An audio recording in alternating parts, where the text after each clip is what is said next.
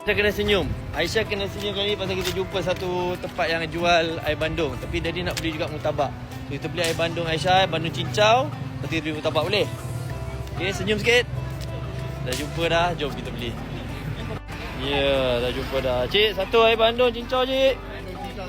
Ya, untuk budak kecil ni. Duk cari bandung cincau dari tadi. Anak siapa ni? Anak siapa ni? Ni anak siapa ni? Oh, famous lah.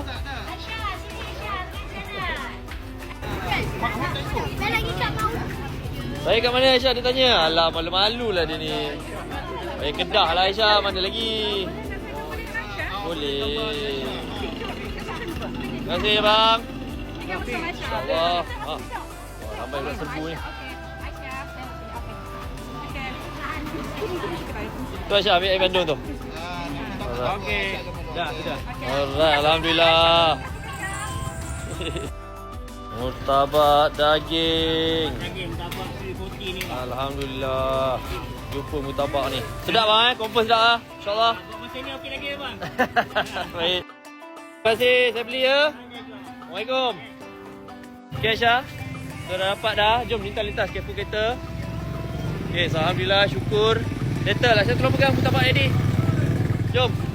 Okey, kita balik sekarang. Settle buka puasa pula. Selamat buka semua.